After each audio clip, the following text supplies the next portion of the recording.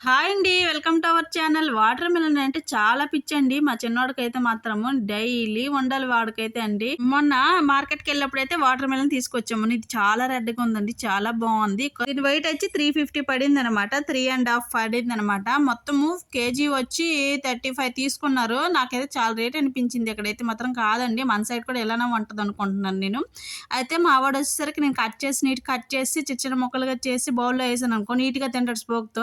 లేకపోతే మాట మాటకి తీసుకొని అక్కడ పడేసి, ఇక్కడ పడేసి అంటే నాకు చిరాకుగా ఉంటది. ఇల్లంతా వాటర్ అయిపోయినట్టు ఉంటది. ఇలా కట్ చేసి ఉంచితే రాగానే సరే స్పోక్ పెట్టుకొని అలా సైలెంట్‌గా తింటాడండి. లేకపోతే ఇంకేముంది, ఏముందని ఇల్లంతా చెత్త చేసేస్తుంటాడు. అందుకని నేను కట్ చేసి రెడీగా ఉంచుతానన్నమాట తినడానికి.